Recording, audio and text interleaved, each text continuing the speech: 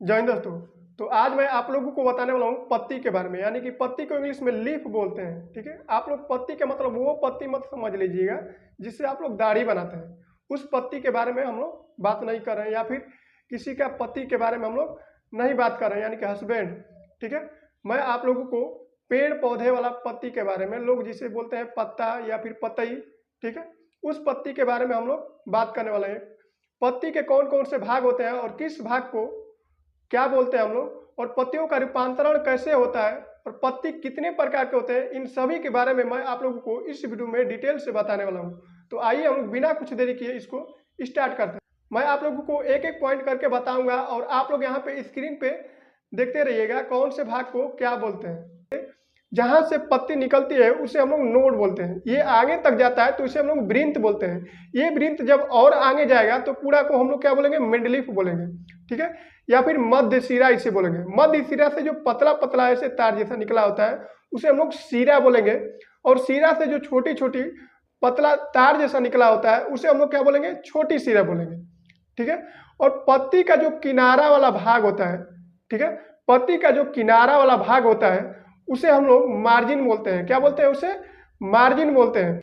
आप लोग देखे होंगे कि पत्ती में हरा हरा धब्बा होता है। ठीक है, उस धब्बे को हम लोग क्या बोलते हैं, क्लोरोप्लास्ट बोलते हैं। क्या बोलते हैं, जो हरा हरा धब्बा होता है उसे हम लोग क्लोरोप्लास्ट कहते हैं।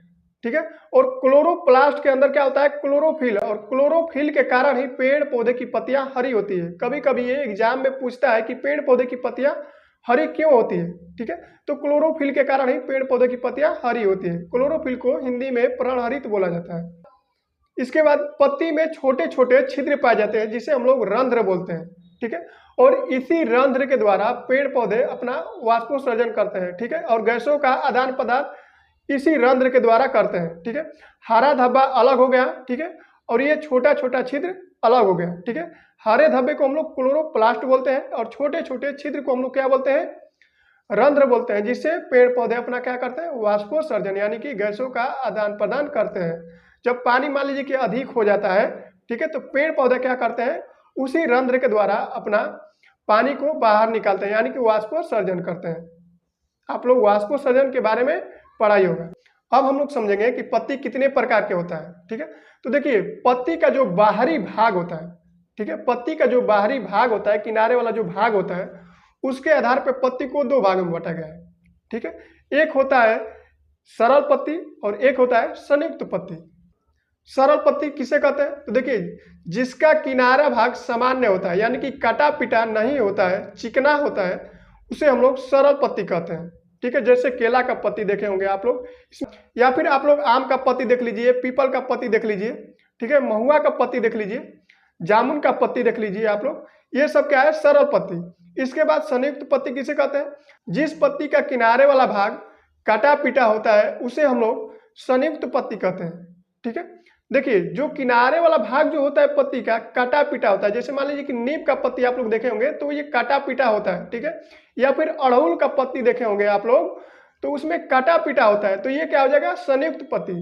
सरल पत्ती क्या होता है, जिसका किनारे वाला भाग चिकना होता है, और संयुक्त पत्ती जिसका किनारे वाला भाग काटा पीटा होता है उसे हम लोग संयुक्त पत्ती कहते हैं। या फिर आप लोग बकाइन का पत्ती देखे होंगे उसमें भी काटा पीटा भाग रहता है। ठीक है, तो ये हो गया संयुक्त पत्ती। तो ये बाहरी भाग के आधार पर पत्ती को दो भागों में बांटा गया था। अब हम लोग समझेंगे सीरा के आधार पर भी पत्ती को दो भागों में बांटा गया है। सीरा के आधार पर पत्ती को दो भागों में बांटा गया है।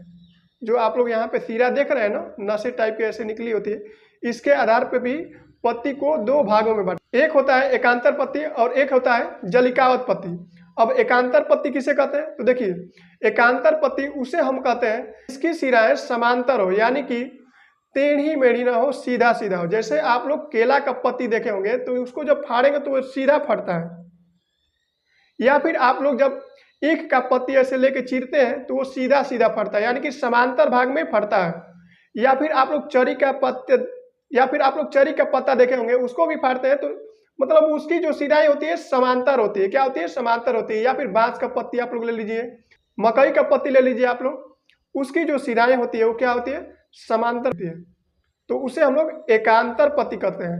अब हम लोग समझेंगे जलिकावत पत्ती। तो देखिए जिनकी सिराएं क्या होती है, घुचुर मुचुर होती है, यानी कि जाली के समान होती है उसे हम लोग जालिकावत पत्ती कहते हैं।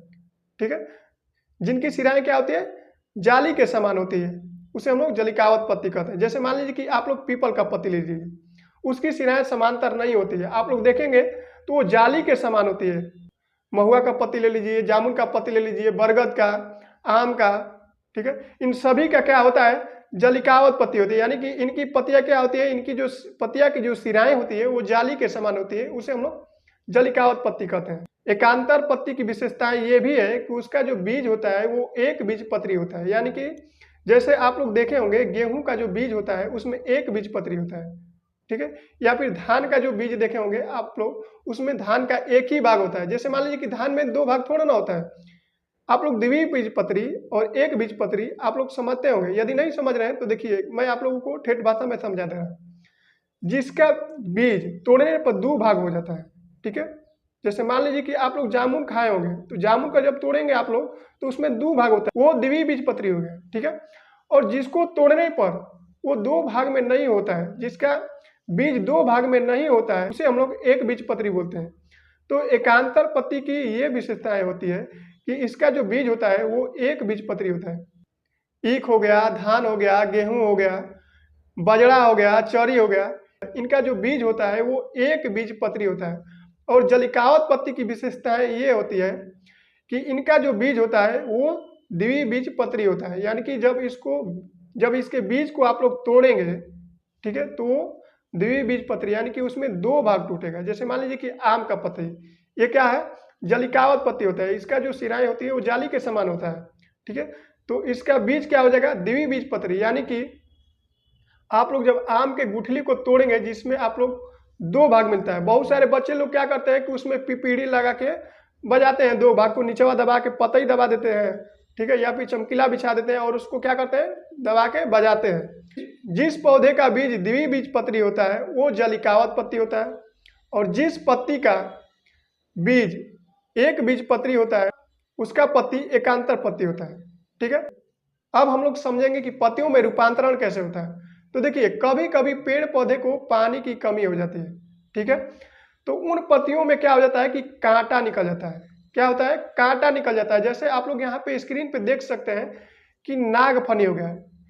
जब भी पानी की कमी होता है तो इनके पत्तियों में क्या हो जाता है, कांटा निकल जाता है। जैसा कि आप लोग रेगिस्तान में जब जाते होंगे तो रेगिस्तान में पानी की बहुत मात्रा में कमी होता है, तो वहाँ पे अधिकतर भाग में आप लोग देखे होंगे कि जितने भी पेड़ पौधे होते हैं वहाँ पे कटीले ही होते हैं। यानी कि वहाँ पे पानी की कमी होती है, इसलिए वहाँ के पेड़ पौधे क्या होते हैं, कटीले होते हैं, ठीक है। जिन पत्तियों में पानी की कमी होती है वो पत्तियां क्या होती है, कांटे का रूप ले लेती है। इस रूपांतरण को हम लोग क्या बोलते हैं, जीरोफाइटिक भी बोलते हैं, ठीक है। इसके बाद आप लोग कोई प्लांट में यानी कि पौधों में आप लोग देखे होंगे, जैसे नेनुआ हो गया, लौका हो गया, खरोई हो गया, तरबूजा हो गया, ठीक है, ककड़ी हो गया, इन पौधों में आप लोग देखे होंगे कि पतला स्प्रिंग जैसा होता है, उसे हम लोग टेंड्रिल्स बोलते हैं। ये भी पत्तिया का ही भाग होता है, ठीक है, उसे हम लोग क्या बोलेंगे, टेंड्रिल्स बोलते हैं। और इसी की सहायता से कोई भी नेनुआ लौका कुछ भी हो, ये क्या करता है कि छत पे बांस पे चढ़ के और क्या करता है कि फल देता है, और इसी के सहारे वो आगे भी बढ़ते जाता है। तो उम्मीद है कि आप लोग पत्तियों के बारे में अच्छे तरीके से समझ गए होंगे। के लिए आप लोग ऐसा ही वीडियो देखने के लिए आप लोग मेरे चैनल को लाइक एंड सब्सक्राइब जरूर करें। तो फिर मिलेंगे अगले नेक्स्ट वीडियो में, तब तक के लिए जय हिंद।